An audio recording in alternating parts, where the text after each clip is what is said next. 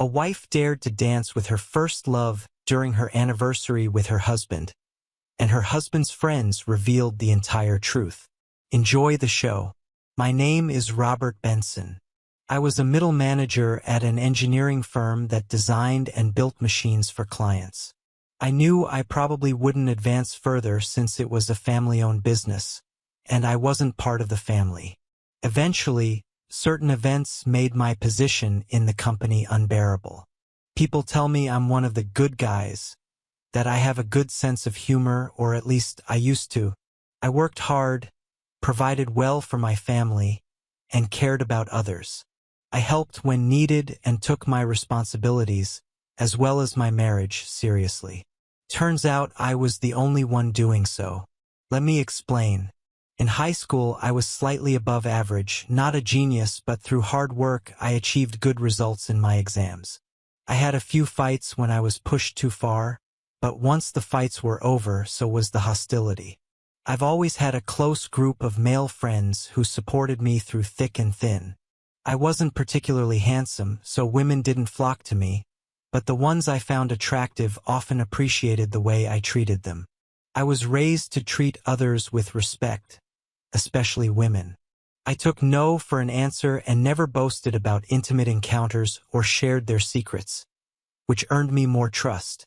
Ironically, some of these same women became my pillars of support during tough times, when many of my so-called friends left me due to unfounded accusations.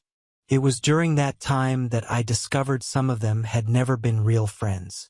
After graduating high school, I began working at Duker as a full-time college student majoring in engineering.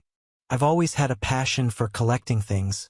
First it was Duplo, then Lego, and later computer-assisted machine design. My friends often teased me, saying I liked my toys, as I was always fascinated by new gadgets.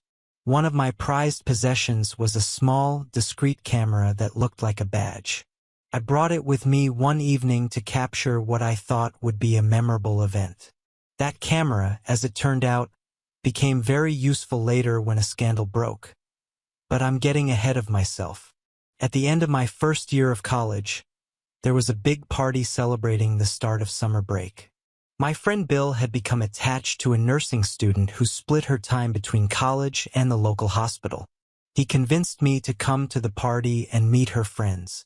I was skeptical. Why would student nurses pay attention to an engineering student when there were doctors around? At the party, I was introduced to Stephanie, Bill's friend, and through her, to the other nursing students. I complimented them. An easy task since they were all stunning, and was surprised when one of them, Carol, started talking to me. We had a few drinks and danced, though my lack of coordination likely tested her patience. To my amazement, she seemed to enjoy my company, even laughing at my awkward jokes. Carol was beautiful, about 5 feet 5 inches, with a slender build and shoulder-length hair, which she said was easier to manage while working with patients. By the end of the evening, she suggested we meet again. I eagerly agreed. I'm no fool, or so I thought. We started dating, and before long, I was experiencing emotions I'd only felt once before. I had liked other girls in the past, but Carol was different. She took my breath away every time I saw her. I missed her terribly when we were apart. My parents noticed my happiness and teased me about it, but in a good-natured way. They saw how much Carol meant to me. She even inspired me to study harder so I could become someone she could respect, perhaps even love, in the future. Our intimate life was good, if not great, and we often discussed our future together. Carol dreamed of becoming a registered nurse and made it clear she didn't want children while pursuing her career. I, on the other hand, loved the idea of having children and believed they wouldn't hinder her career. If anything, I thought they might enrich her life. But Carol was adamant, and the topic became a point of contention. I sought advice from my parents, who encouraged me to follow my heart. My mom adored Carol, treating her like the daughter she never had. My brother, Dan, already had one child and another on the way, so my parents didn't feel pressured for more grandchildren. Carol was close to her sister, Carrie, and would often visit her 2 or 3 times a year. Carrie lived 2 hours away, and Carol's schedule, working night shifts and then having 5 to 7 days off, made the trips feasible. Carol assured me I wouldn't miss her much because of how busy I was with work, but that wasn't true. I missed her deeply every time she left. Ultimately, I gave in to Carol's ultimatum about not having children, and we got married almost 3 years after we first met, on June 16, 2009. Bill was my best man, and Stephanie was Carol's chief bridesmaid. By then, Bill and Stephanie were no longer a couple. Stephanie had decided she wanted to marry a doctor instead. Bill often joked with Stephanie about how she had traded him for a doctor when they were dating, and I couldn't help but agree with him. It was funny in hindsight. On our wedding day, Carol looked absolutely stunning as she walked down the aisle in an ivory satin dress, smiling at me the entire time. My own smile never left my face, and I'm sure the guests thought I looked like a complete fool, completely smitten. After the wedding, Carol finally moved into my house. She had refused to do so beforehand. I had purchased the house at a bargain from my grandparents when I started earning enough to cover the mortgage. It needed a lot of work, but I was good with my hands.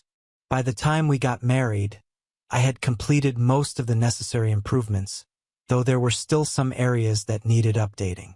One of the first arguments we had after the wedding was about our finances. Carol insisted on keeping her own bank account so she wouldn't have to depend on me to spend her money. She proposed that we each keep our own accounts and open a joint account for shared expenses like utilities, vacations, and other bills, with each of us contributing based on our earnings. I didn't like the idea, but I eventually gave in and lost that argument too. The first few years of our marriage were good, if not perfect. Carol's nursing course often had events and meetings, and I made an effort to attend most of them. However, I missed a few because of business trips.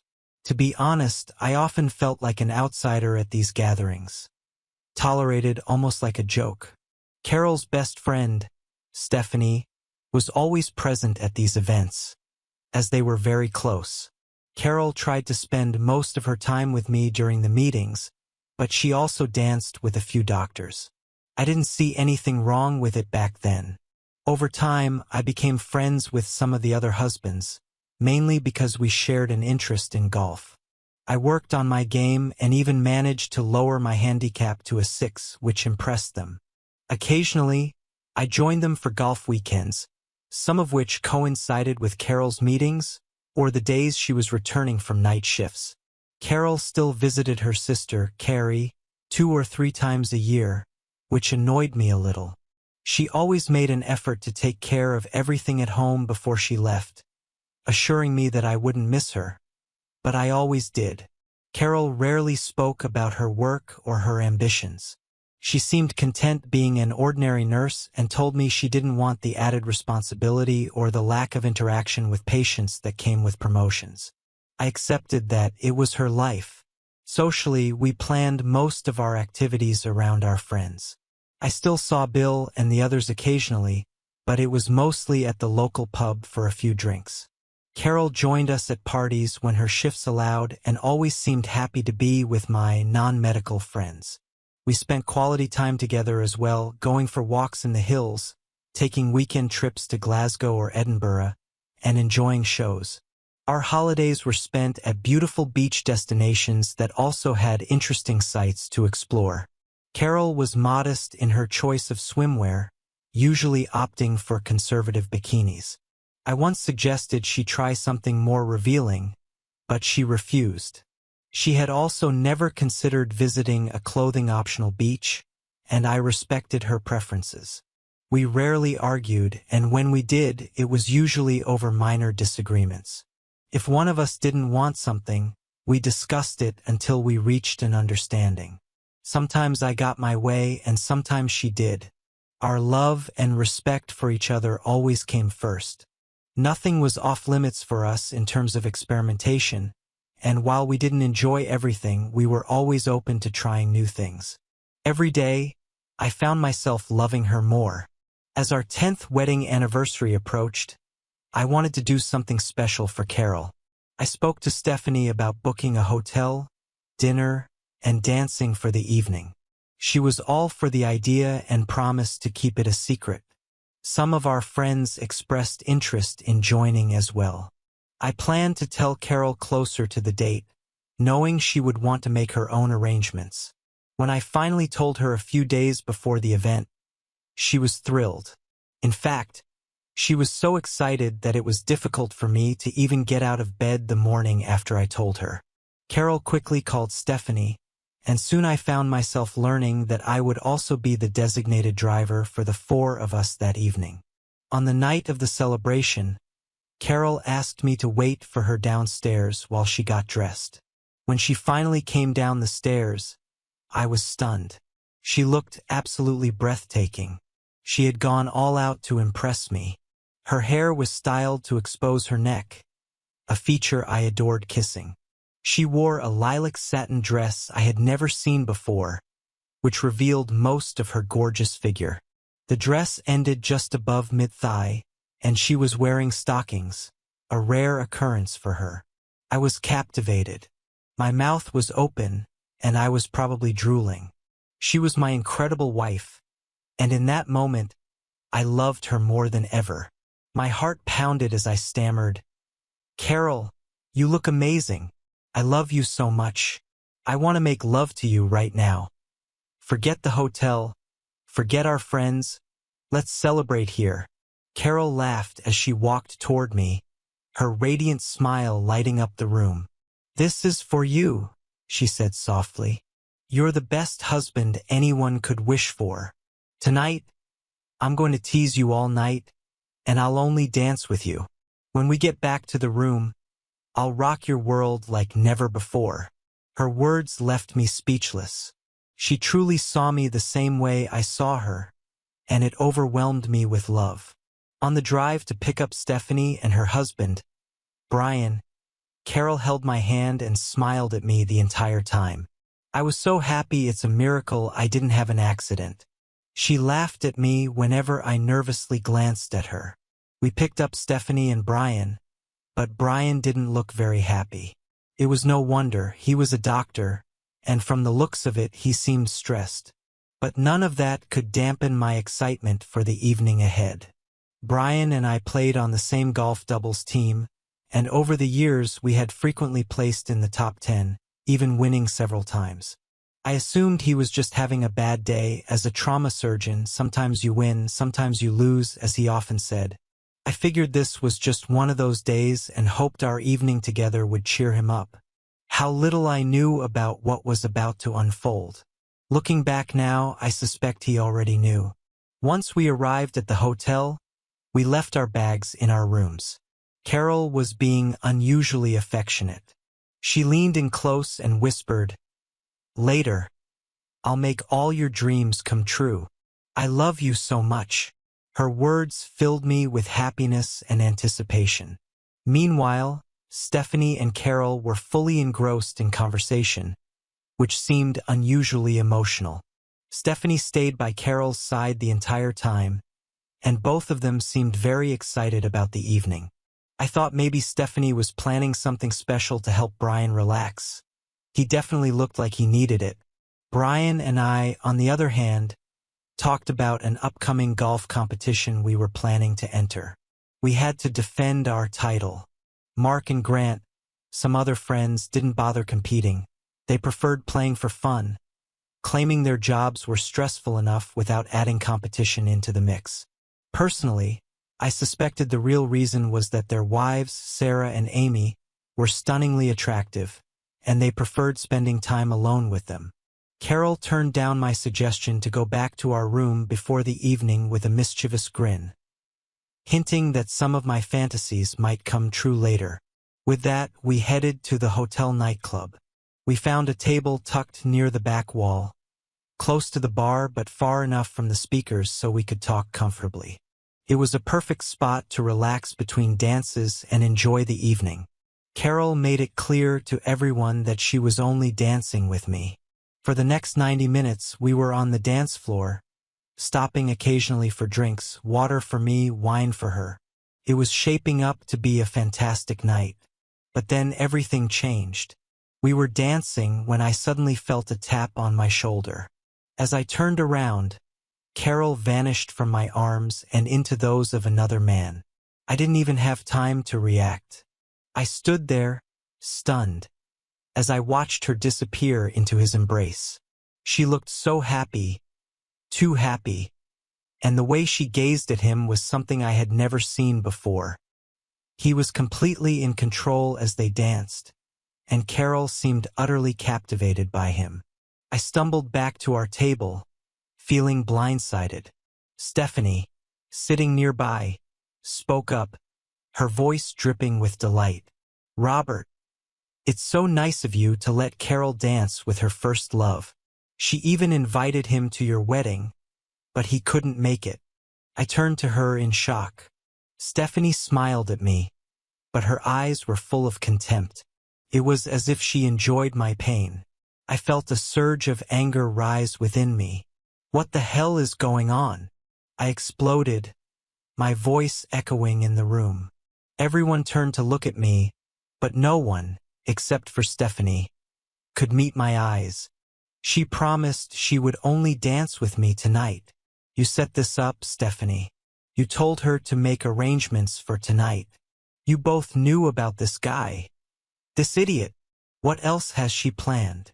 The room fell silent as I glared at Stephanie, demanding answers. The others seemed shocked by my outburst, but I didn't care.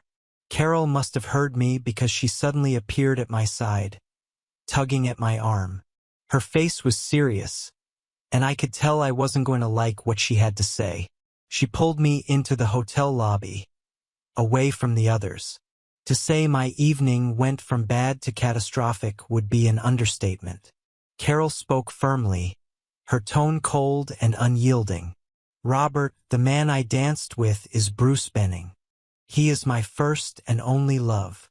I felt the air leave my lungs as I choked, struggling to breathe. Carol continued without hesitation, her words cutting deep. "We were together before I met you.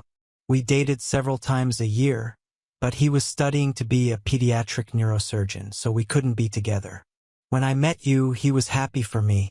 He said you were a good man, honorable and decent. And you are. I've loved our time together, Robert, but I've always loved Bruce." Her voice didn't waver, but mine did as I stammered. What are you saying?" Carol pressed on, ignoring my growing despair. "He's the reason I couldn't have children with you. It would have been cruel to hurt you even more when I left and took them with me. Bruce is now the head of neurosurgery at the hospital in Leeds, and I'm going with him." Couldn't breathe. My heart pounded, my vision blurred, and my head buzzed. The woman I thought I loved, no, the woman I knew I loved, was standing before me, tearing apart the life we had built together. "I'm sorry you're so hurt," she added, as though that would make it better. "But while we were together, I gave myself to you completely. I made sure you would never know I loved someone else.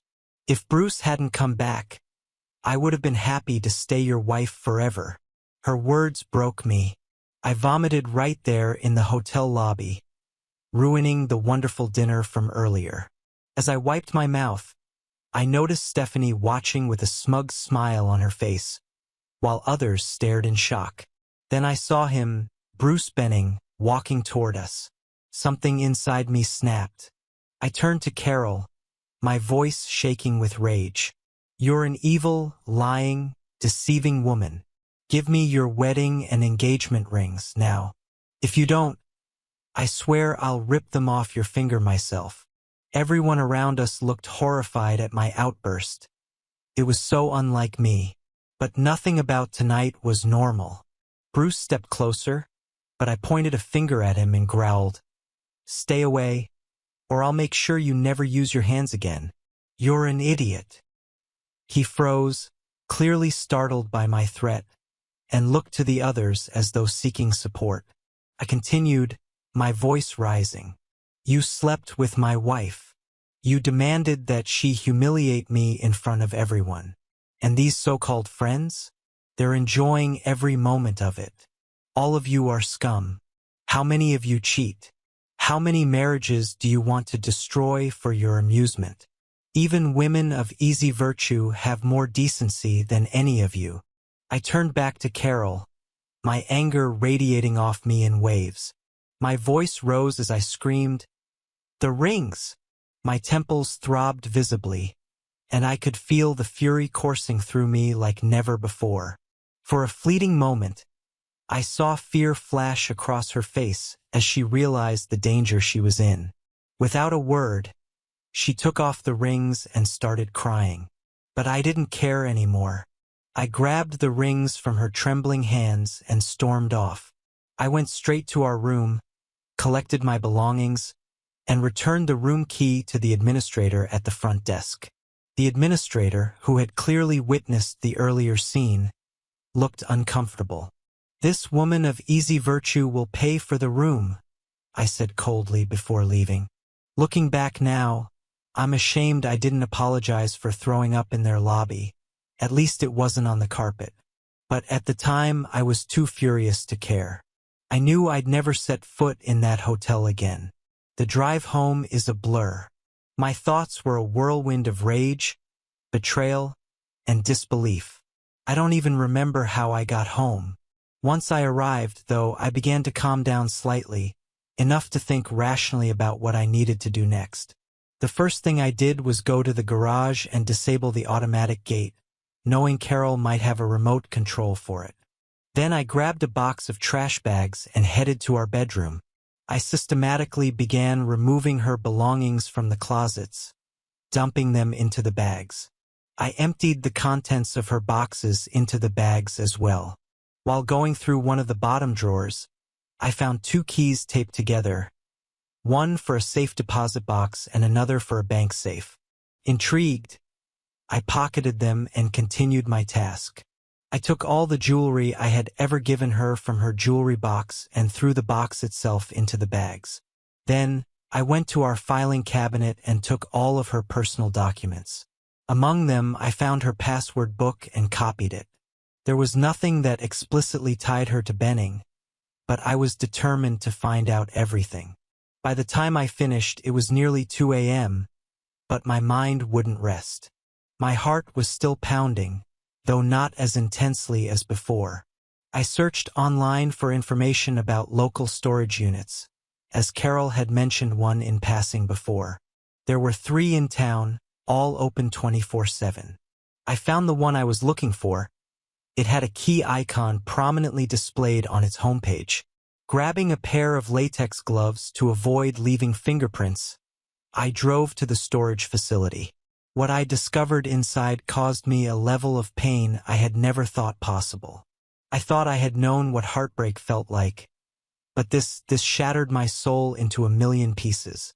The storage unit was filled with boxes of files and 2 locked cabinets.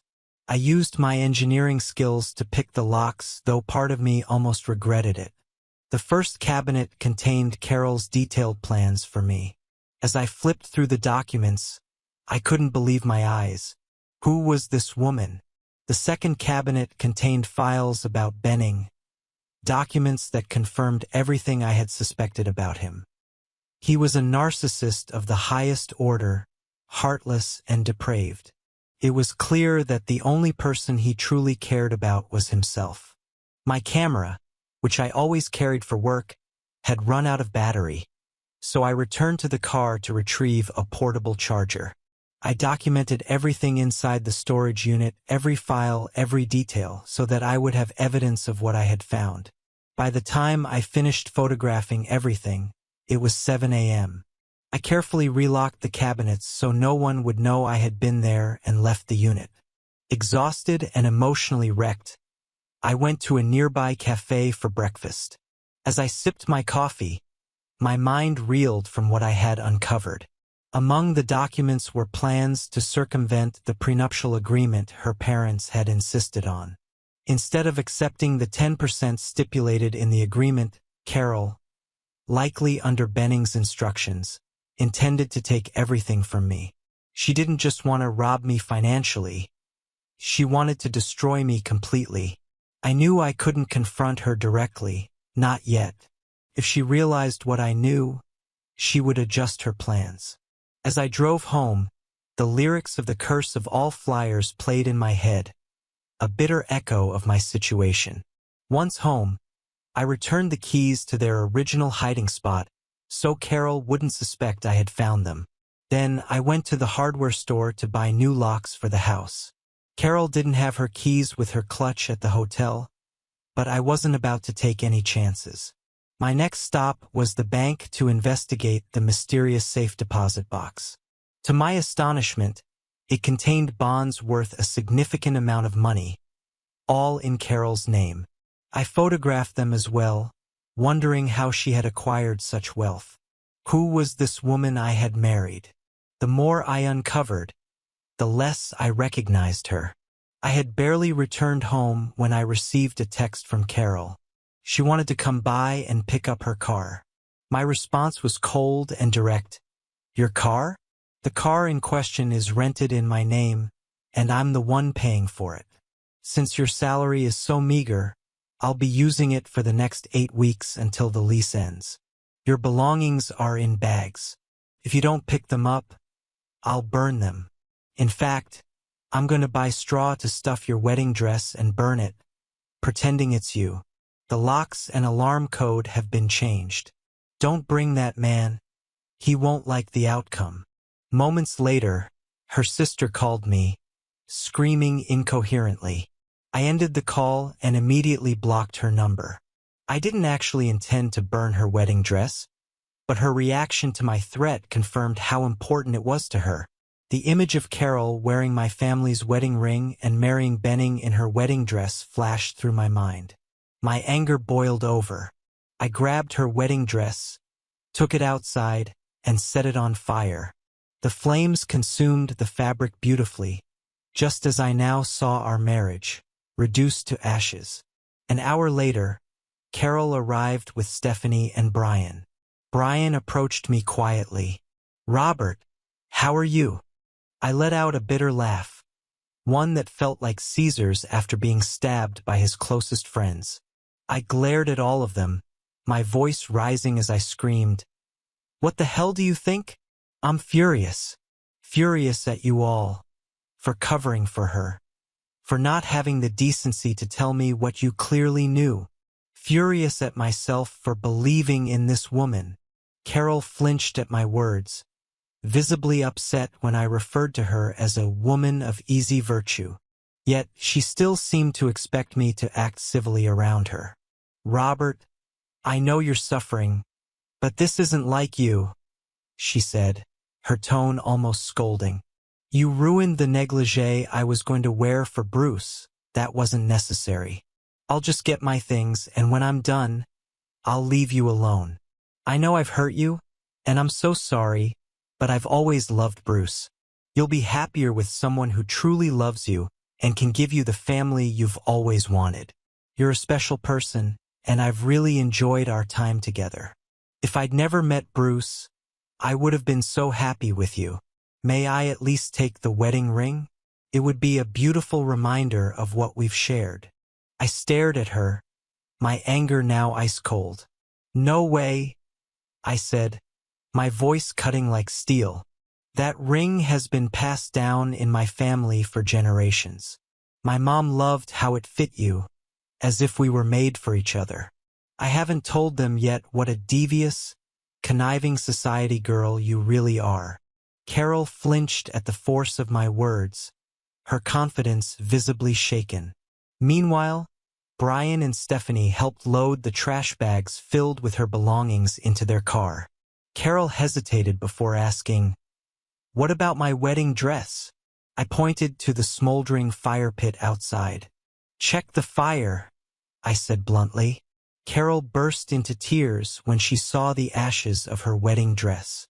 Stephanie, always ready to defend her friend, hissed at me, "You're an idiot." I shot back, "No, Stephanie. You've been covering for her all these years. She won't be wearing that dress to marry that man now. These ashes are the ashes of my marriage, my life. Brian, though shocked by my outburst, didn't defend Carol. Of all of them, he was the only one who looked genuinely embarrassed. When Carol finally calmed down, she asked if she could check to see if I'd missed anything in the house. I agreed. While she searched, I turned to Brian and told him, "We're not defending any more titles. I'm done." He nodded in quiet understanding.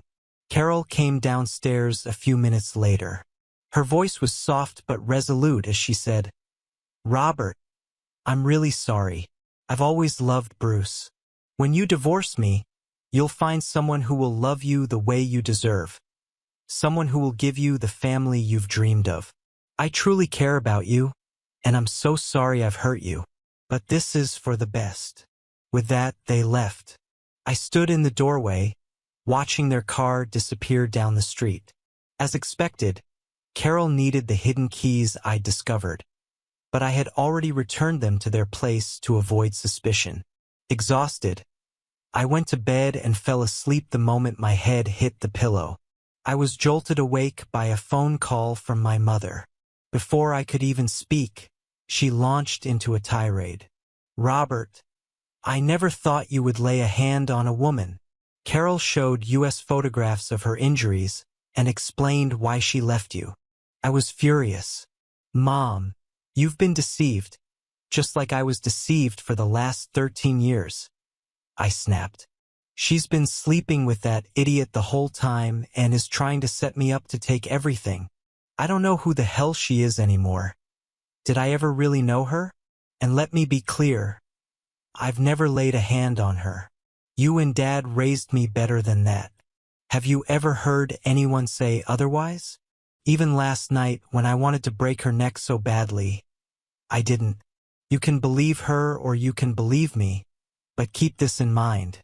The truth will come out. And if you take her side, you'll lose me forever." I hung up the phone, furious at the lengths Carol was willing to go. The battle lines had been drawn, and the war had begun. That evening, I went out for dinner to clear my head and returned home determined to get organized. As they say on crime shows, follow the money. So that's exactly what I did. The first thing I did was close our joint account. What I found there was very interesting, more evidence of her betrayal. I was glad I had copied her password book earlier because it proved invaluable. I spent the rest of the evening sorting through everything, changing all of my own passwords along the way. The more I uncovered, the angrier I became. It became clear that every time Carol visited her sister, or when I went to golf competitions or on vacations with friends, she had been sleeping with Benning. How had I not seen this? How had I been so blind? Why hadn't I suspected even one affair? What was wrong with me? How could she do this to me? By Monday morning, I was back at the office early. I wanted to check my accrued leave and annual vacation hours. Sandra, our HR manager, was always in early.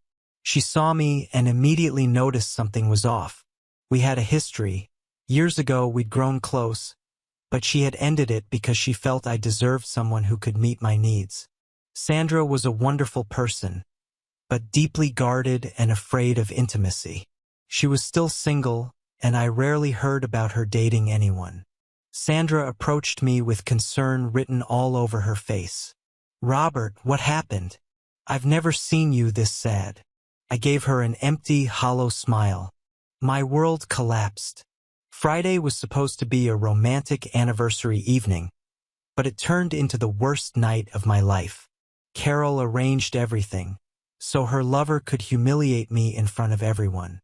I found out she's been dating him and sleeping with him during her 5 to 7 day breaks after night shifts, 2 or 3 times a year. I've wasted 13 years on a cheater who loved someone else the entire time. And now, she's accusing me of physically abusing her, trying to destroy me completely. I've never laid a hand on a woman in my life. I don't know who she's become, or if I ever really knew her at all. I need time to think, to decide what to do, maybe even get some counseling. Sandra looked shocked. She stepped closer and hugged me. Robert, I know you would never hit a woman. Since we broke up years ago, I've despised myself for walking away from someone as decent and caring as you. Regardless of what others say, I'll always believe in you. Here's my number and email. Call me if you need help or just someone to talk to. You've been so kind to so many women over the years. None of them will believe this liar's accusations. Her words gave me a shred of hope, but it was fleeting. I had just returned to my desk when my boss called me into his office. The moment I stepped inside, I could see he was unhappy. Robert, he began, Carol came to my house yesterday. She showed me photographs of her injuries. I was livid. Mr. Dorr, you've known me for years, and you're still willing to believe a lying, conniving cheater over me? Fine. Fire me or I'll leave right now. I have 9.5 weeks of vacation time, and that will more than cover my notice period. Don't expect me to come back to teach your kids how to do the job. Let them fail the business all they want. Without waiting for a response, I left his office, typed up my resignation letter, signed it, and sent it through internal mail. As I walked out of the building, I caught the shocked expressions of my colleagues. They couldn't believe the fury I displayed. It was so out of character for me. But nothing about my life felt normal anymore. I spent the rest of the morning taking care of practical matters. From Carol's financial records, I discovered that she had stayed at a hotel 3 hours away several times over the past 18 months, while she was supposedly visiting her sister. It seemed deceitfulness ran in the family. Determined to uncover the full extent of her betrayal, I packed my suitcase and hit the road. The drive was surprisingly enjoyable, partly because I was driving the car Carol had demanded I give her, and partly because it gave me time to think. When I arrived at the hotel parking lot, I doubted they'd grant my request, but I felt I had to try. After checking into my room and leaving my luggage there, I returned to the reception desk and asked to speak with the manager. The employee at the counter looked concerned, thinking something was wrong with my room, but I reassured her it wasn't. I just have a special request for the manager, I explained. The manager arrived shortly after, and I explained my situation. As expected, he told me they couldn't help without a court order. I had anticipated this and replied, "That idiot she was with pulled the same scam on another woman from this city. He's planning to do the same to me." The receptionist's ears perked up at my comment. After the manager left, she leaned in and said quietly, "I know the couple you're talking about. They've been here many times. He's a disgusting man. I'm an old friend of the woman you mentioned. She's being relentlessly stalked by that idiot. He wants her to sell everything so he can get his hands on her money. I can call the lawyer who helped her. She's damn good." Even the sheriff believed her story, but the photos he provided meant he won. "She can help you get a court order." I nodded, grateful. "Thank you. I'll be happy to help your friend if I can." If Carol had just left with the prenuptial agreement intact, I might have let it go. But they want to destroy my life. They picked the wrong person to deceive. 15 minutes later, I was sitting in an office talking to a lawyer named Heather Morrison. She was forceful, direct, and didn't hesitate to speak her mind. As I explained my situation and shared the information I had uncovered, she asked, "Do you have this evidence with you?" I nodded. "It's on my flash drive and camera. I also have it organized and stored on my laptop back at the hotel." Heather looked pleased. "If you can be here tomorrow morning at 7:30, we'll go through everything and head to court by 8:30. I think I can convince the sheriff to issue a warrant for the hotel surveillance tapes." Her confidence gave me hope. From what I've found, this man seems to favor this chain of hotels. There are 3 other women he's defrauded using the same scheme. I'm not sure how much Carol knows or how involved she is, but I'm ready to fight her with everything I've got. Heather smiled knowingly. "I'll be your lawyer if you want." That man will be scared out of his mind when he sees me. He'll know he's in serious trouble, very serious trouble. For the first time since Friday night, I laughed. A real, genuine laugh. Heather's confidence was infectious, and for a moment, I felt like I hadn't lost all faith in humanity. The next morning, I arrived at her office as planned. To my surprise, another man was waiting there. Heather introduced him as Jim, the father of a woman named Betsy. Jim, who had been deceived by Benning himself, leaned back in his chair and took a deep breath after reviewing the SD card I handed over to Heather.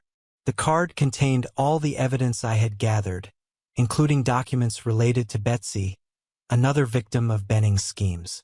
Jim said firmly, "I knew it. The best thing to do is make that idiot disappear. The world would be a better place without him."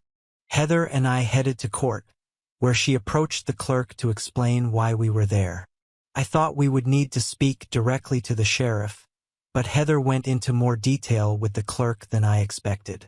15 minutes later, a man who had been sitting at the back of the office stepped forward and spoke to the clerk. "Janine, call Betsy and tell her not to pay that man a dime or sell her house. I'll take legal action on her behalf." Then, he turned to Heather and handed her the warrant we needed. "Heather, here's your warrant. Covers every hotel in the chain. You can tell Marvin that if he hesitates, I'll put him in prison." He walked out, leaving me stunned. Heather noticed my expression and laughed. "That's Sheriff Griffiths. He's a wise old man who believes truth is more important than the law. Let's go to the hotel and put Marvin in his place." When we arrived at the hotel, Marvin, the manager, wanted to call his boss, but Heather was so intimidating that he relented and complied. The head of security was summoned, and the warrant was handed over. I had kept meticulous records of every date Carol claimed to be visiting her sister throughout our marriage, and we cross-referenced those dates with the hotel records. It didn't take long to find reservations under the names Mr. and Mrs. T.R. Spinning. Soon, we had video footage of Carol and Benning having dinner together and entering hotel rooms as a couple. We discovered an additional 26 reservations at various hotels in the same chain, though there were no records older than 18 months. Heather was very pleased with what we found. One video in particular caught my eye, and Heather seemed to like it as well. She took notes on it. Marvin assured us that all the documents and video files would be processed and delivered to Heather promptly.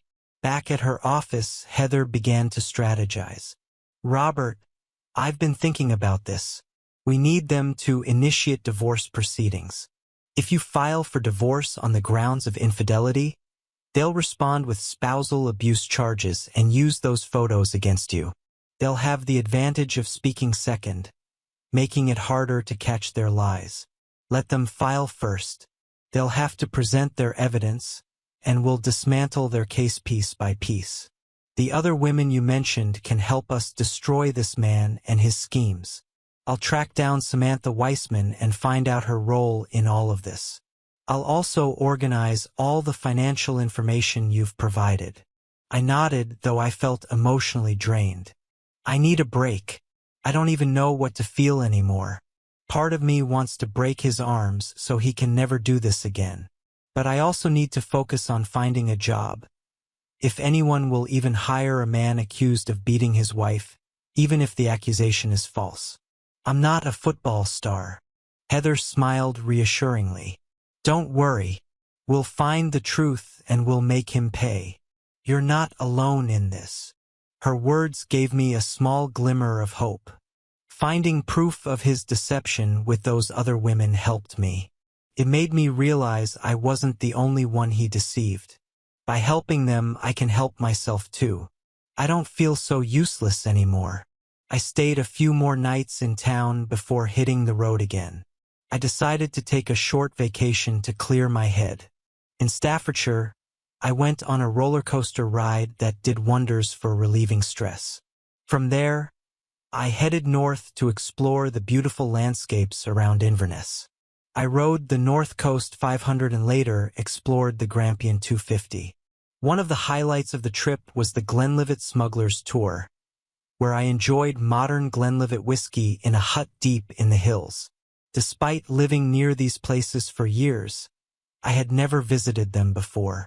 The mesmerizing scenery gave me moments of peace, moments where I could stop thinking about the betrayal and focus on the beauty around me. But no matter where I went, a large part of me still felt deeply wounded. That ache never left me. When the end of the car rental period approached, I finally headed home.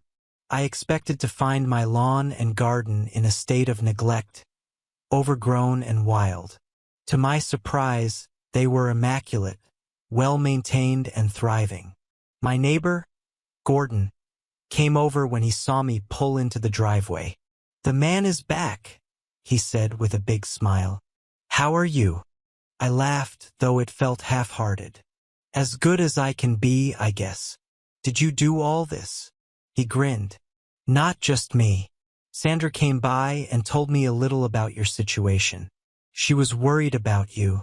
Along with a few other women, we all pitched in to keep your garden in order." I was stunned. Sandra? I never thought Carol was capable of such a thing.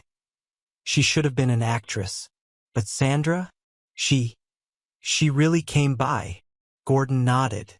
She was genuinely worried. She didn't say much, but it was clear she cared.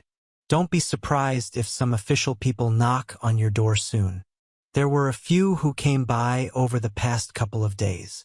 I thanked him and invited him over for a beer once I'd gone to get groceries. When I returned, we sat on the terrace, chatting, when the doorbell rang. I excused myself and opened the door to find a courier standing there.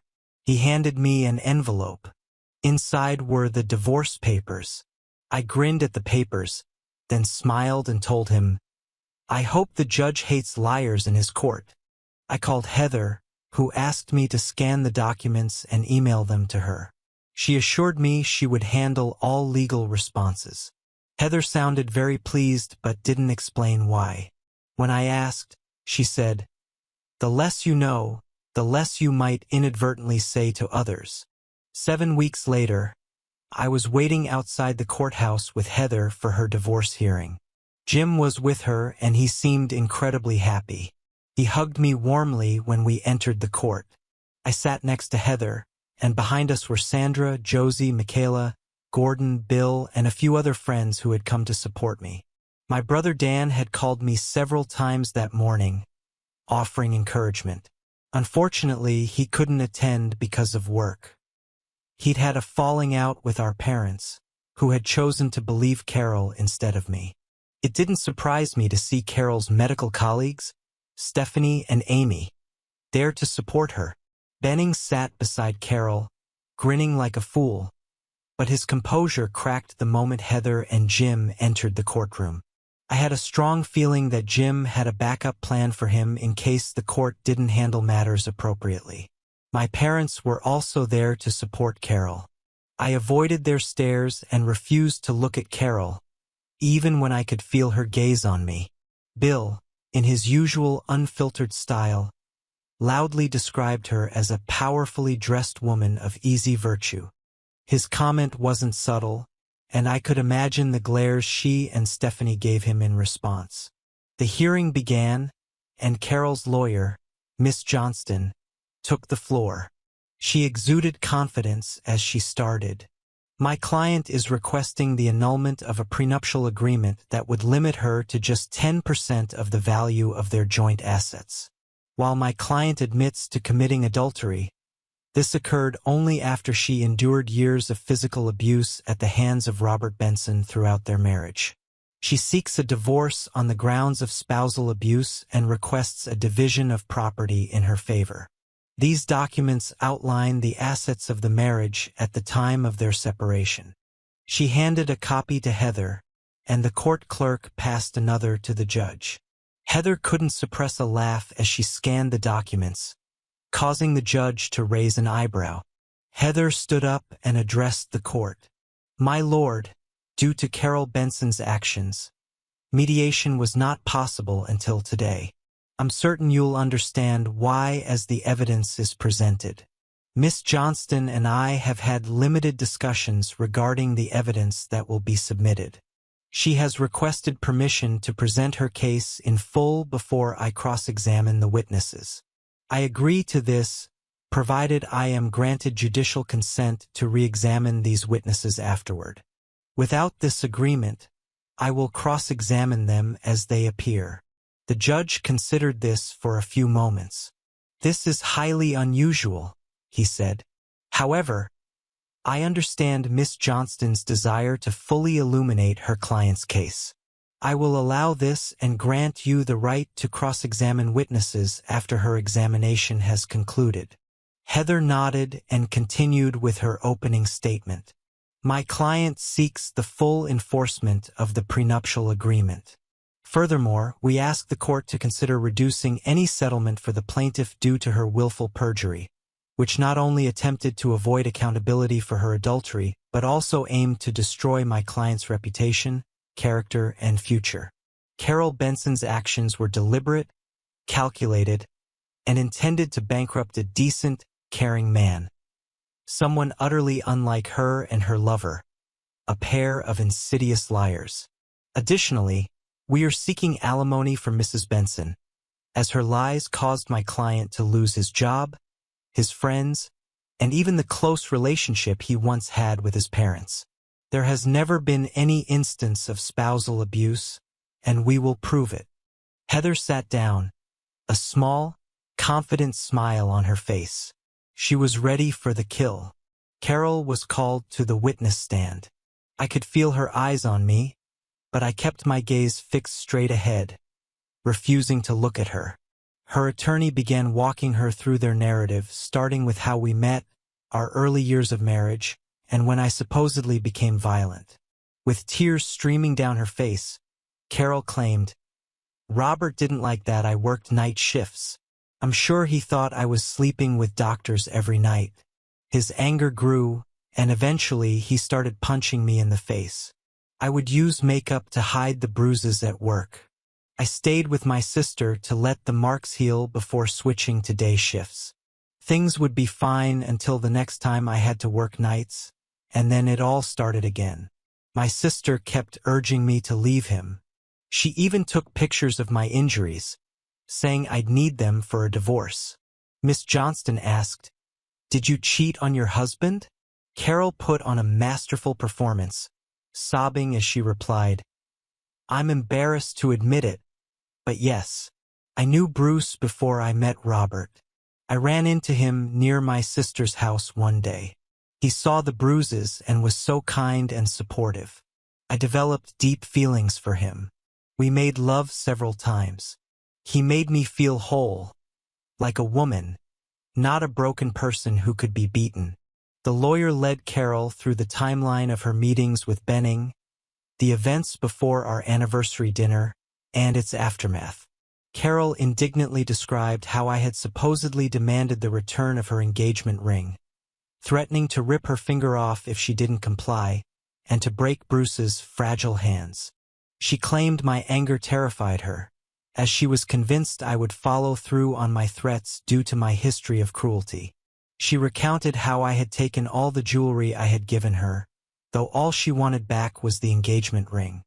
Her testimony painted a vivid picture of me as an abusive, vengeful husband, while casting herself as a victim merely seeking escape and solace in the arms of another man. When Carol returned to collect her things, she described, through tears, finding her wedding dress burned to ashes. Her lawyer sat down with a triumphant grin on his face. The next witnesses were her sister Carrie, followed by Stephanie and then Benning. Each gave convincing testimony about my alleged inappropriate behavior, though none of them had witnessed it firsthand. They only spoke of its supposed consequences. Carrie confirmed that she had taken the photos, which brought a visible smile to Heather's face. By the end of Benning's testimony, it was already late, and the judge adjourned the hearing until the following day. As I was leaving the courthouse, Sandra approached me and declared loudly, I have never heard such disgusting lies. She hugged me, as did the rest of my supporters. My parents, however, just looked at me with disapproval. They had clearly made their choice. The next day, Heather called Carol back to the witness stand. She was laser-focused, and every word she spoke seemed like an arrow aimed directly at Carol. "Miss Reese," Heather began, pointedly using Carol's maiden name, "you claim that after suffering another beating from your beloved husband, you met Bruce Benning, a man you had briefly worked with at your hospital. He was so supportive, so charming, that you became infatuated with him. Is this story true?" Carol blushed. "Yes." Heather pressed a button, and a recording of Carol and me talking on the evening of our anniversary played throughout the courtroom. "You were the best husband anyone could ask for. I will tease you all evening. I will dance only with you, and when we get back to the room, I will blow up your ship like never before." Heather smiled. "Are those the words of a battered wife?" Carol hesitated but replied, "I tried to show that I cared, but his violence forced me. I hate him." Heather didn't let up. "For your 10th anniversary, you dressed up for your lover but professed your love for your husband. You told him how much you loved him, did everything a loving wife would do in a healthy relationship. Is that correct?" Carol stammered. I was trying to please him." Heather's tone sharpened. "A consummate actress, playing the role of a loving wife, all while planning to stab him in the back. The night where you prepared to tease him, it wasn't for him, was it?" Carol's response was barely audible. "No." Heather leaned in. "You and your lover decided to humiliate Mr. Benson, whose only crime was loving a cheater." She pressed another button, and the courtroom heard a recording of Carol after she had left me. "Robert, the man I danced with, is Bruce Benning. He is my first and only love." The sigh I had given in that conversation was audible, followed by Carol's continuation. "He and I were dating before I met you. We met several times a year while he was training to become a pediatric neurosurgeon. We couldn't be together, so he was happy when I found you. You're such a good person, an honest, decent man. I enjoyed my time with you, but I always loved Bruce.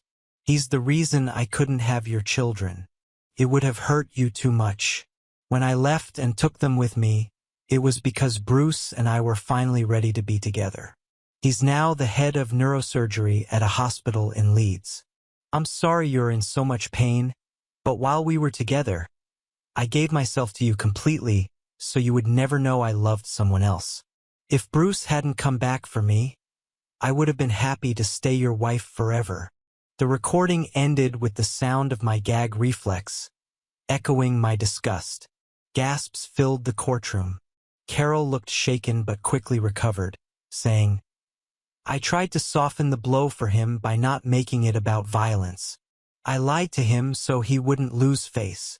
Heather pressed another button, revealing a video of Carol standing outside our house, saying, "You ruined the nightwear I was going to wear for Bruce." Carol's face went pale. Heather pounced. "Did you say it was for your husband?"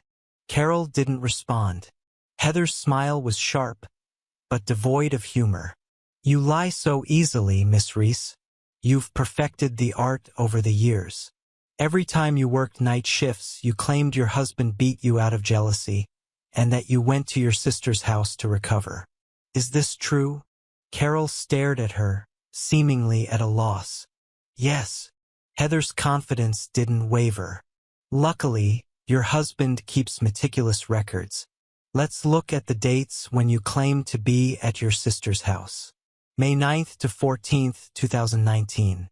December 26th to 31st, 2018. August 16th to 22nd, 2018. March 9th to 14th, 2018. And many other occasions since the beginning of your marriage. Is this accurate?" Carol, now visibly defensive, snapped, "Yes."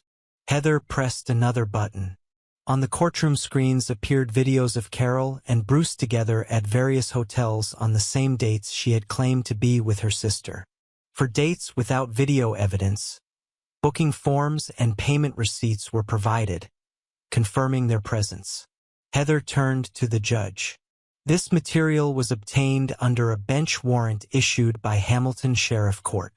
Copies have been submitted to the court clerk and Miss Johnston. Carol's face drained of color. Heather didn't let up.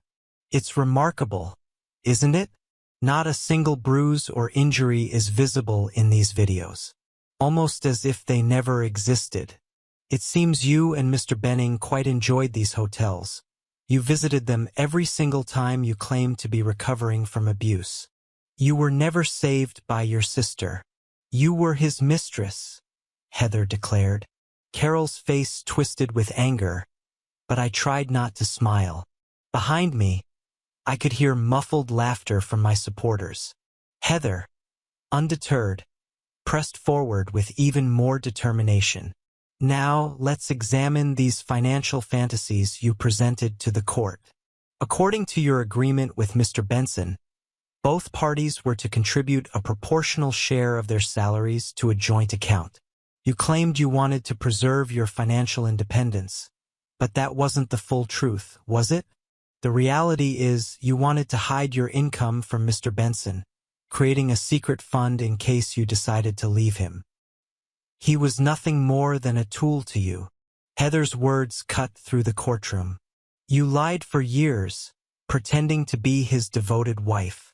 You lied for years about being a simple nurse, earning close to minimum wage. In truth, you are, as Mr. Benson has described, a mistress for convenience. You've advanced significantly in your profession, earning nearly 4 times more than what you claimed to Mr. Benson. Yet, despite this, you never increased your contributions to the joint account as agreed. Instead, you portrayed yourself as financially struggling so that he would cover expenses like leasing a new car, one you used to carry on your secret affairs with Mr. Benning. You even had no qualms about paying for some of these affairs using funds from the joint account. Heather pressed a button, and the courtroom monitors displayed Carol's bank statements. They showed significant savings as well as substantial income from her work, figures she had never disclosed to me. Heather continued, her voice sharp with purpose. The poor, humble nurse who didn't want a promotion, in reality, holds the position of the 3rd most senior nurse at her hospital. How do you explain these bonds, which were found in your safe and are under your name? Carol looked visibly shaken, her reflection on the monitor revealing her stunned expression. I remained stoic, refusing to meet her eyes. She stammered, I took care of myself. After his beatings, Heather was relentless. These accounts belong to Miss Reese and reflect the current certified bond amounts. She handed documents to the court clerk and Miss Johnston, whose earlier confidence had vanished. Heather smiled, a deliberate, calculated smile. You're asking for your wedding ring back, a family heirloom. But an adulteress wouldn't expect to keep it, would she? Is it sentimentality that motivates you? Perhaps a desire to remember a worthy man, a loving man, not someone you left after exploiting him for everything he had. Carol, growing defensive, stood her ground. I love that ring. It meant everything to me, especially after he burned my wedding dress. I want it back. Heather pressed another button, revealing a photograph on the screen.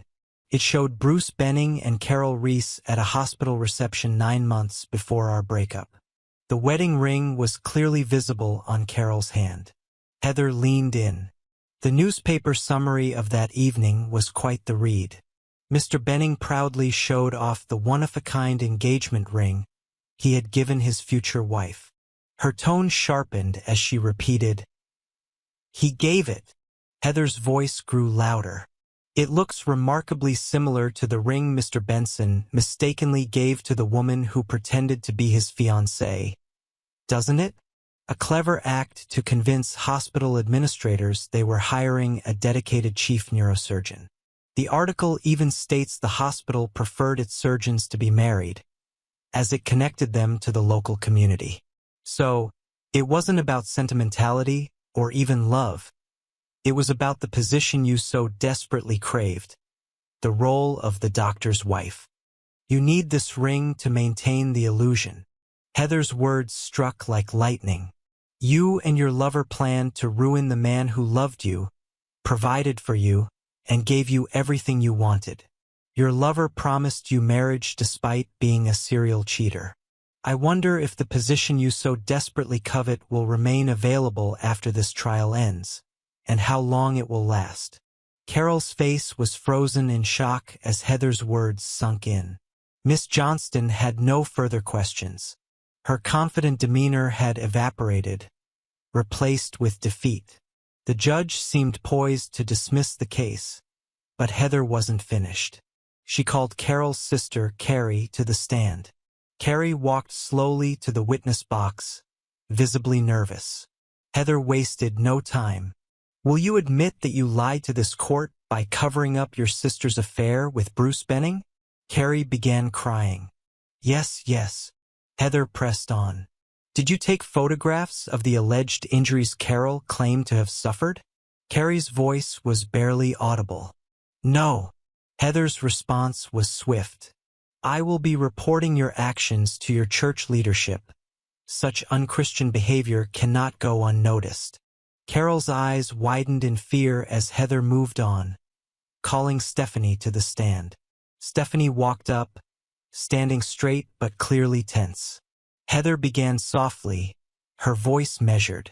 How long have you known about this connection? Stephanie hesitated but replied, the connection was with Robert. Carol always belonged to Bruce. Heather's smile was tight. Why did you lie for her? Stephanie stiffened. I never lied. I only repeated what I was told. Heather's tone grew sharper. Did you ever see the bruises she claimed to have? Stephanie shook her head. No. But she was so upset that I believed her. Despite repeated questions, Stephanie remained firm in her claim that she was an unwitting victim, simply standing by her friend. Heather was flawless, dismantling every argument without leaving any room for Stephanie to escape her falsehoods. Finally, Heather asked one last question. Do you even know how to tell the truth? How many boyfriends have you had? Are you planning to pull the same? Trick your husband when someone better comes along? Heather asked sharply. Stephanie looked shocked. I love my husband. I would never do that, she protested. Heather pressed a button, and a video played on the courtroom screens. It showed Stephanie leaving a room with Amy's husband, Grant, and then meeting up with Carol and Bruce. Stephanie visibly faltered, her legs giving way as she collapsed onto the bench. From the gallery, Amy screamed, You're damned, before running out of the courtroom. The tension in the room was palpable. Heather turned to the judge. Your Honor, may I request permission to call one more witness before cross-examining Bruce Benning?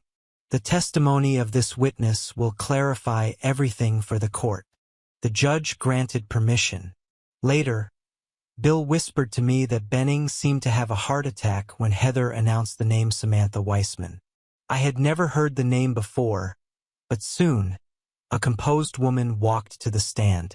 Samantha Weissman was strikingly polished, almost as though she were the perfect advertisement for flawless makeup. Heather greeted her with a smile. Miss Weissman, can you please state your occupation? Heather began. Samantha replied confidently, I'm a set designer. I work in theater, film, and television. I specialize in creating textural effects and illusions, or using makeup to create experiences.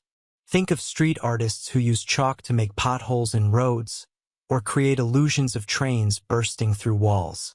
That's the kind of work I do. Heather nodded. Do you know Bruce Benning? Samantha hesitated slightly before answering. Yes, I met him when I was living in Bristol. My son, Alan, was diagnosed with a benign brain tumor, and Mr. Benning performed the surgery. It was a success. That was 8 years ago. Heather continued. How did Mr. Benning become familiar with your skills? Samantha's tone grew warmer. After Alan's surgery, his motor skills were impaired for a while. I was helping him regain the use of his hand and arm by sculpting his favorite monsters with Play-Doh. Mr. Benning came in one day while we were working on it. He was intrigued by my work, and we started talking. Heather pressed further. And did this lead to anything more? Yes, Samantha admitted. It was close to Halloween, and he asked me if I could do his makeup for a party. He wanted to appear as a battered spouse, joking that his friends teased him about being too stressed, saying he looked like someone who couldn't handle rejection. He claimed he wanted to show them they were wrong. I did his makeup for 3 parties that year, each time making the bruises appear more mature as the injuries supposedly aged.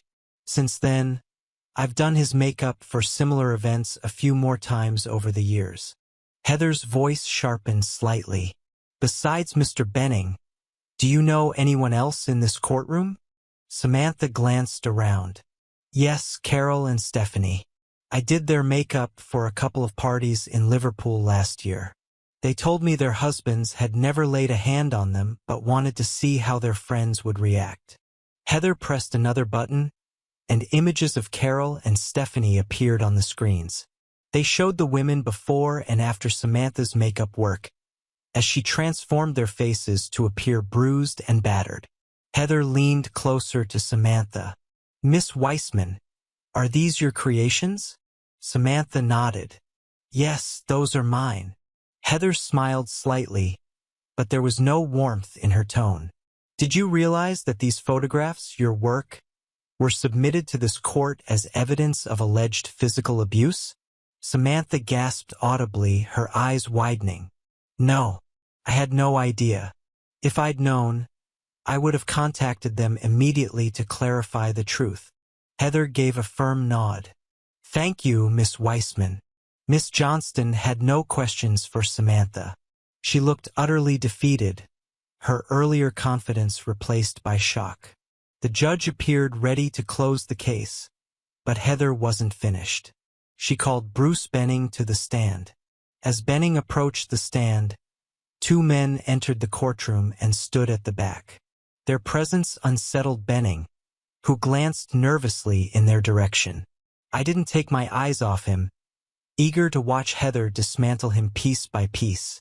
My cruel smile betrayed my anticipation. Heather began, her tone cold and precise.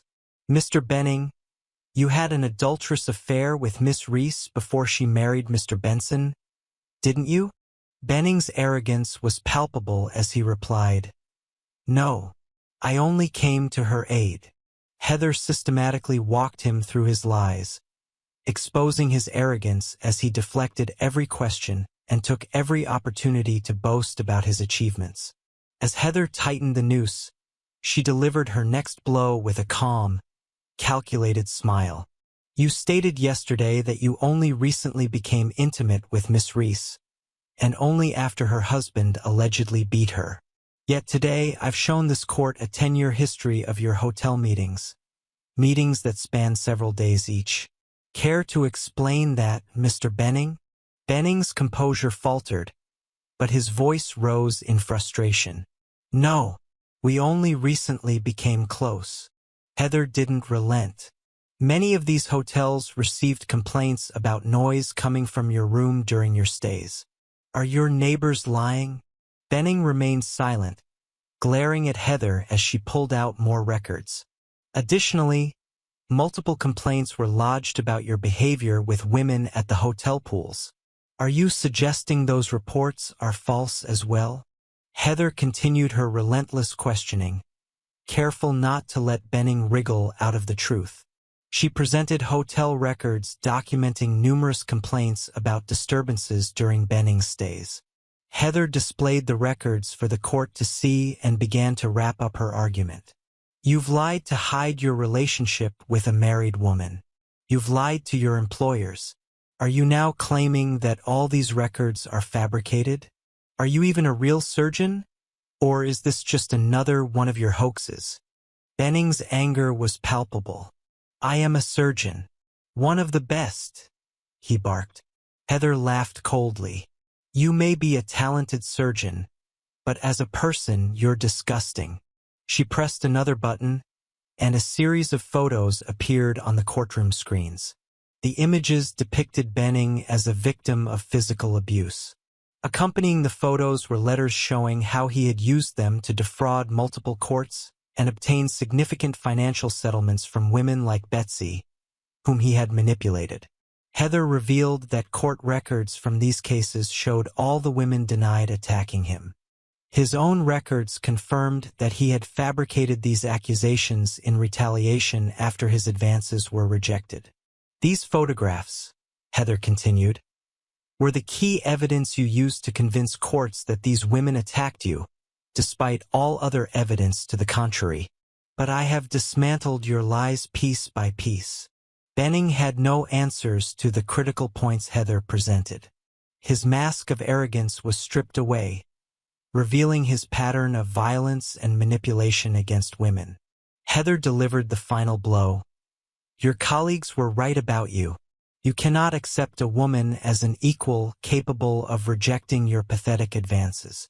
When they did, if they had property or means, you persecuted them. You lied in court. You are a small man in every sense of the word. Benning's rage exploded. You damn witch, he spat, his angry outburst echoing in the courtroom. But his arrogance melted as he began to comprehend the consequences awaiting him. Heather, unbothered by his outburst, moved on to the piece de resistance.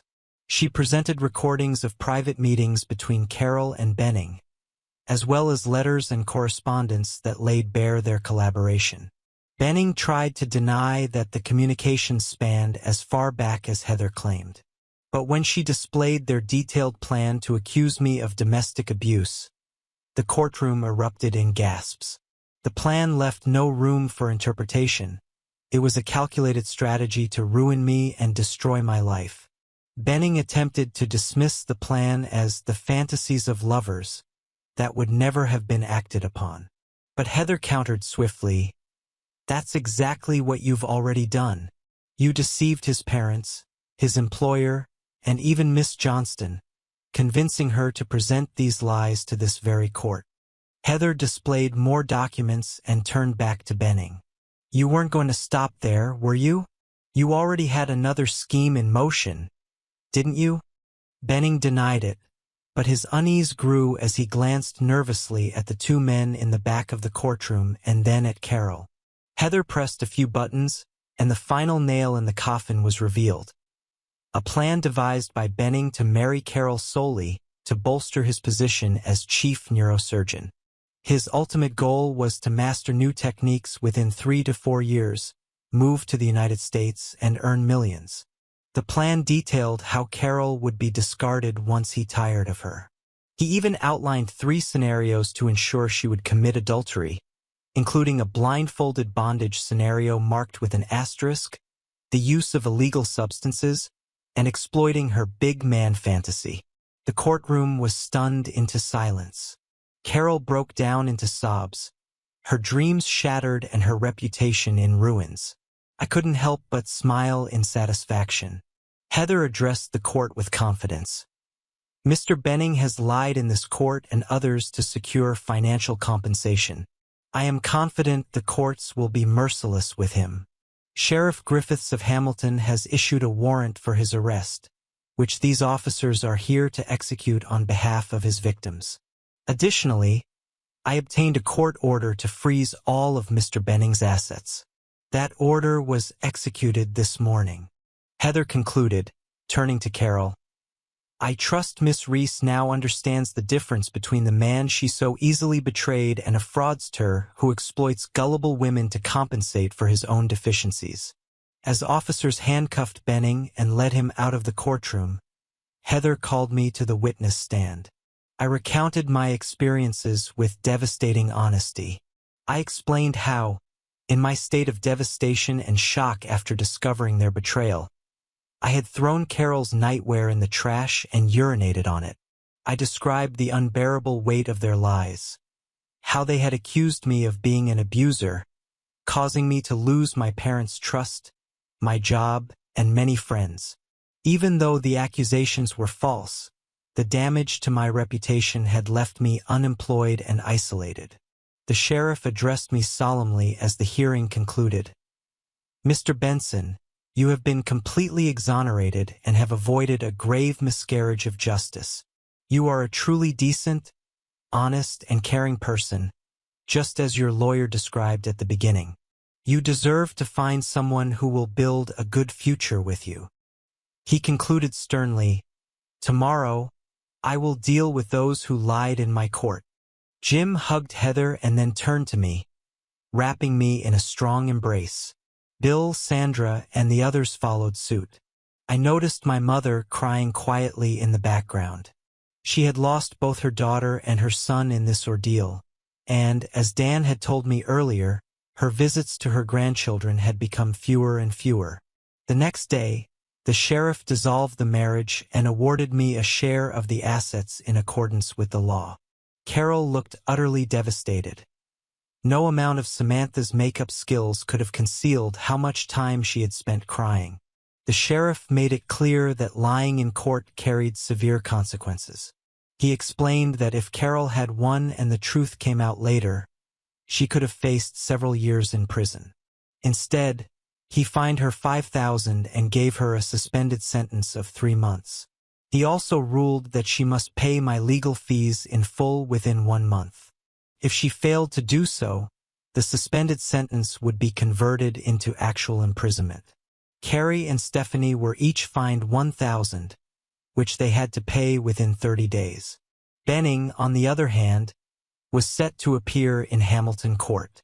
Sheriff Griffiths later shared his thoughts with Benning over coffee, making it clear he would face severe repercussions. After court, Heather, Jim, and I discussed plans for the future. Heather planned to report Benning to the General Medical Council in an attempt to have him removed from the medical register. During our conversation, Jim received a call from Hamilton Court. Benning had been taken into custody. Sheriff Griffiths had made it clear to Benning's defense team that during the next hearing, he expected to see all the money Benning had stolen from his victims paid into court. Failure to do so would result in a lengthy prison sentence. Additionally, Benning would be required to pay all legal fees and any other justifiable expenses the women had incurred due to his false claims. Even with these repayments, Benning still faced a significant prison term. Heather also planned to appeal to the General Nursing Council regarding Carol's behavior, though she knew it would be difficult to succeed. As Carol's actions were unrelated to her professional work, Heather felt it was important to make future employers think twice about hiring her. As for me, I began searching for a new job, determined to move forward with my life and have nothing more to do with Carol. Heather advised me to accept child support until I found stable employment. I was taken aback when Jim quietly suggested, "Take some time with Sandra. For some reason, you seem to like her. Every time I talk to her, she seems sweet and caring. Maybe you can help each other." She mentioned she can't be what you want, but whatever that means, it's worth exploring. I'll only say this once. After everything you've been through, you need to see a counselor. Despite your cheerful attitude, you're carrying a lot of pain. You're not fooling us. A counselor can help you process what's happened, find yourself, and rebuild your life. You deserve that. Heather chimed in, "Your story is something out of a book or movie. You're a good, honest man, Robert. You've been through hell, but you have the chance to build a good life for yourself now." As we said our goodbyes, Heather made me laugh. "If you think the sheriff went easy on her by not putting her in jail, he didn't. My bill for her is about $24,000. Yours would have been lower since you helped Betsy a lot, but don't let her know that." Later, Dan stopped by after work to check on me. He was thrilled for me, though I was exhausted due to sleepless nights caused by his newborn. Dan and his wife had recently decided to have a third child because Dan wanted a son, and now they had him. Our parents hadn't met him yet. Dan offered me a job working night shifts, but I declined, as I didn't have much experience in that area. He hugged me before leaving, saying, "You'll find someone faithful, Robert. You'll have the family you dream of. Just be prepared for toxic diapers before that dream comes true." He laughed as he walked away. Later that evening, Sandra, Josie, Michaela, Gordon, Bill, and the others came by to celebrate with me. It was a joyful occasion, full of laughter. At one point, Josie surprised me by asking me to dance. She pulled me close and smiled, whispering, "Give Sandra a chance. She's always felt connected to you. You'd be good for each other. And if not," she winked, "Michaela or I will hook you up." She laughed, pretending to limp as if I had stepped on her foot. When the others left, Sandra lingered. "Robert," she began, her voice soft, "I meant it when I said I'd help you if you needed anything. I wish I could have been the woman you needed back then. I've never been with a man. I was so scared. My mother always told me terrible things about intimacy, and it left me frozen, unable to decide what I wanted. I still can't get over those thoughts. Michaela, Josie, and the others, they're open to being good friends with you or more. But you're too good a person to be alone. I've seen how you interact with children at work. You'll be an amazing father one day. Do what you need to find love." Before she could leave, I gently took her hand. "Sandra," I said, my voice steady, "I think we can help each other. Back then, I was too young and insecure about myself to support you the way you needed. But I cared about you deeply. You were my first love. Jim says I need to see a counselor to figure out who I am. Maybe we could both see a counselor and see what happens. You have your fears about intimacy, and I have this emptiness. Maybe together we can fill those spaces." Sandra smiled, her eyes glistening with tears. "Robert, if we do this, it's because I want to be with you as a partner and maybe a mother in the future. You deserve that." I hugged her tightly and kissed her. She paused and said, "Let's try the counseling." 2 weeks later, the local newspaper featured my photo on the front page. The accompanying article explained in detail how I had been framed. No one doubted that I was a victim, and the comment section of the online version reflected public outrage. However, some of the comments about what should be done to Carol were so extreme that they scared me. About 8 weeks later, I received a letter from Heather. Included were copies of her letters to the General Medical Council, the General Nursing Council, and the leadership of the Cry Evangelical Church. Heather did not hold back in condemning Benning's actions, emphasizing how his behavior had tarnished the reputation of the medical profession. She detailed his public lies and courtroom revelations, urging the General Medical Council to suspend his medical license immediately. Her timing was impeccable. At Benning's third court appearance, despite repaying over $250,000 that he had defrauded from various women, Sheriff Griffiths sentenced him to 5 years in prison. Heather submitted photos of Samantha Weissman's makeup process and her court testimony, which were also shared with the prosecutor. The defense, after receiving the evidence on the first day of the hearing, advised Benning to plead guilty at the first opportunity. While this should have granted him a 33% reduction in his sentence, Sheriff Griffiths referenced prior court decisions upheld by the Court of Appeal and noted that he could have imposed a 7-year sentence if the case had gone to the High Court. He considered taking the case there for a harsher penalty but ultimately decided against it due to delays caused by COVID-19. Sheriff Griffiths concluded that the 5-year sentence was appropriate under the circumstances. Because Benning was a senior medical consultant, the case became a major story, with some national newspapers picking it up. He was harshly criticized in the Sunday editions. Reporters asked me for a comment, but I declined, saying I was still too stunned by the betrayal to make any public statements. Heather's letter to the evangelical church leadership questioned Carol's suitability for her position and future promotions. She pointed out that Carol had lied under oath while holding the Bible, highlighting her blatant disregard for a key commandment requiring honesty among congregation members. Heather made it clear that Carol's position in the church hierarchy would become problematic. I doubted her marriage would survive. Her husband's zeal for piety would likely clash with her actions. Meanwhile, I learned at the golf club that Brian and Stephanie had separated, as had Amy and Grant. Sarah and Mark were also facing difficulties, with Mark becoming increasingly suspicious of Sarah's closeness to the others. As for Carol, I no longer cared. She had put me through hell, only to be deceived herself by her knight in rusty armor. Karma, as they say, is a cruel thing. As for Sandra and me, we had been seeing 2 counselors for over 3 months. It was difficult, but we helped each other. Sandra's counselor, Sharon, guided her through her fears and traumatic memories. I accompanied her to most sessions but usually stayed only for those directly related to the causes of her fears. Sandra often cried as she recounted the stories of her past, and I would hug her tenderly.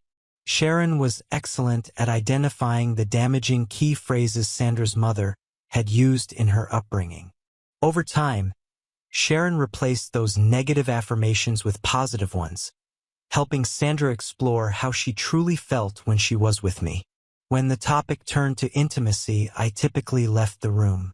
However, as Sharon began discussing fantasies, she encouraged me to stay and share my thoughts as a man.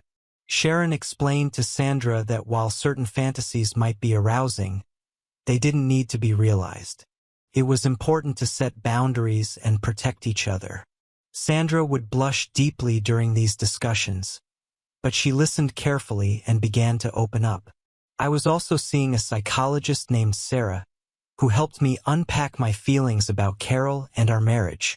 Sandra held me as I cried through many of the sessions. I was completely lost, and Sarah slowly helped me dismantle the emotional wall I had built to suppress my feelings. I hated the process at first. Reliving the pain felt unbearable, but it also revealed deeper truths. My feelings of loss, confusion, and my desperate hunger to understand what I had done wrong. Sarah helped me realize that the betrayal wasn't the worst part. What truly shattered me was how ready Carol had been to destroy me completely. It wasn't just infidelity. It was the calculated malice behind her actions. That realization shook me to my core. I didn't recognize the woman I had married or myself. Sarah assured me I hadn't done anything wrong. I had turned my anger inward because I couldn't find answers.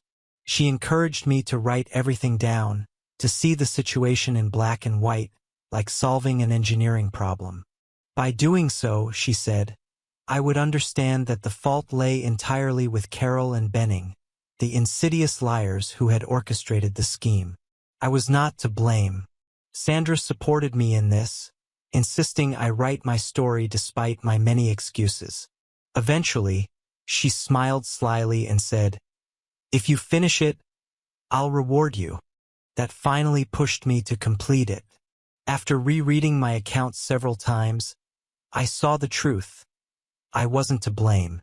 None of my friends suspected what Carol was doing because, to all of us, our marriage had seemed ideal. We rarely fought, and I truly believed she loved me. There was nothing I could have done to prevent their scheme. Truthfully, I still have to work on accepting it all. But knowing I ruined their plans, and their lives even more than they ruined mine, gives me a sense of closure. Finally, I called Sandra and said, I'm done. She said she'd be here soon. I didn't know what her reward would be. Sandra was an incredible baker and often teased me about her scones. I've always loved her buns, both the baked kind and the metaphorical.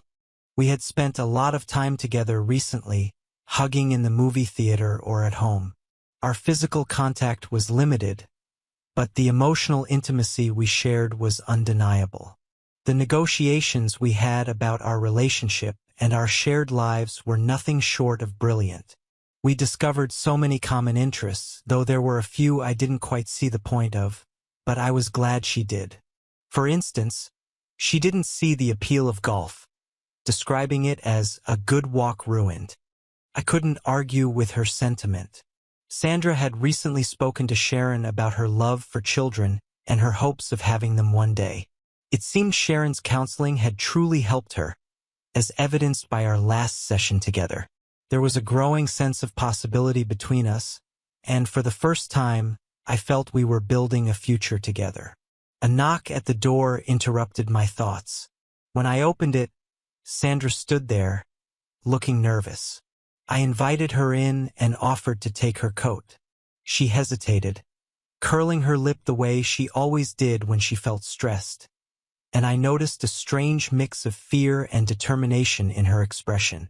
She sighed heavily, shrugged, and slowly removed her coat, revealing that she was topless underneath. I was stunned. Before I could say a word, Sandra spoke, her voice trembling but full of resolve. "Robert, I could never trick you like that. You're the best man I've ever met. I was so scared tonight, but I wanted to do this for us." That night, we made love for the first time. It was tender, emotional, and everything I could have hoped for. When it was over, she smiled shyly and whispered, "You were everything I expected and more, the best pleasure I've ever had.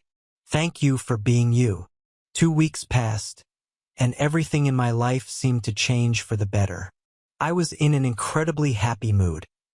I had just started a new job with a competitor, J Enterprises, and they paid me even more than my previous employer. My new boss, Niall Davidson, seemed like a great guy when he interviewed me. He confirmed everything positive I'd heard about him, and his sympathetic attitude toward what I had been through only made me respect him more. Despite his kindness, he didn't go easy on me during the interview. He thoroughly scrutinized my engineering skills. I appreciated his balance of understanding and professionalism. Sandra and I spent most of our evenings together. Our bond only grew stronger with each passing day, and I felt a level of happiness and contentment I hadn't thought possible just a few months ago. As I reflect on our story, I think about the twists and turns that brought us here. Life can be unpredictable, and sometimes the darkest times can lead to the brightest outcomes. In my opinion, the husband in this story, if you'll allow me to consider myself as a character in this narrative, was clever in navigating the challenges he faced. Not everyone would have guessed how things would unfold, or how much strength it would take to get here. What do you think of this story? And until next time,